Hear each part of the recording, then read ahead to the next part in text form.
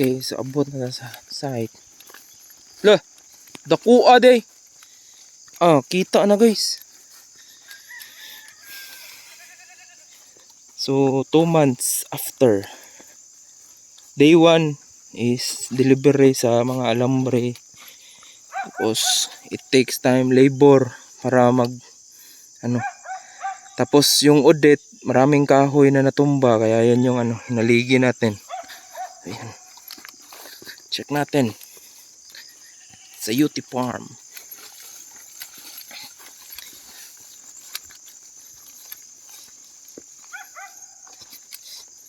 So ayan. Uy, why di kayo no?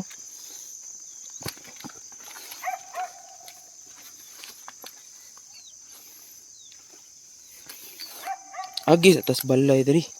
Balay ning. Nah.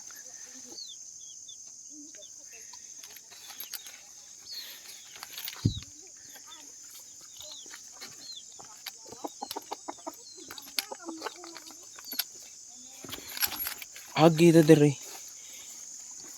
Oh.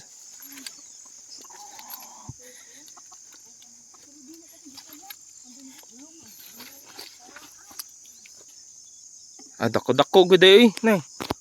Klaro naman. Klaro nagmulianan na pod. Klaro kayo. Pila ni ka kuan good. Nahurot. Napulo. Wala pa, 8 pa. 8 ka lambre. So, unang size sa lambre. 10. Naghapon una kuya man Haligi. Gidig na. bukan abot sa bati, abot sa kantiyan. Nakatunog ko ang balay sa hako basin. Nakatunob jud. So muna ang kuan. Ang tanom. So naong gid ay.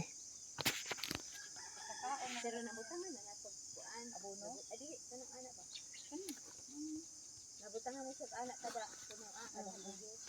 Nanamay kanang kawayan di ay. Oh. Sumunod dako ka.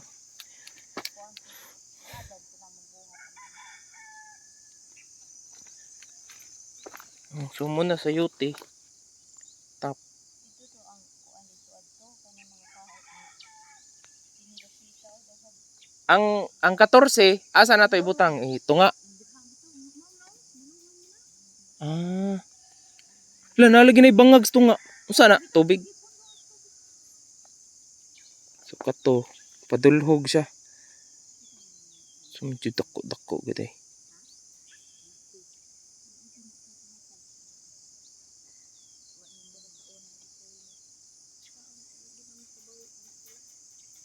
Dako. So mo ni haligi para structure. Then wire.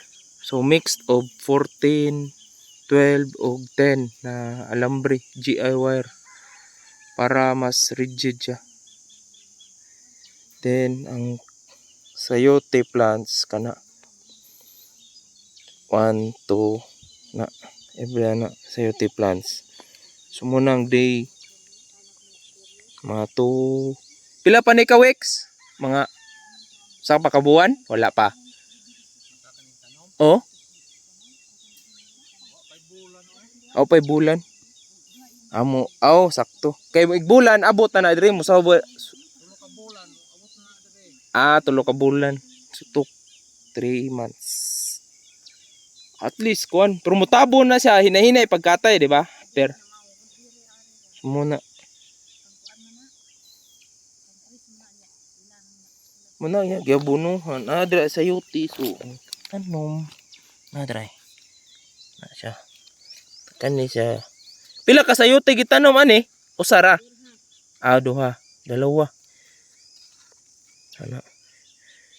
So kawayan ano. Para abot siya doon sa taas. Tapos yun na yung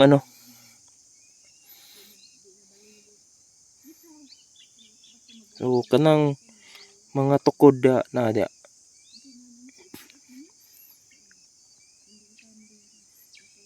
So, okay. So muna day 2 months Sayote.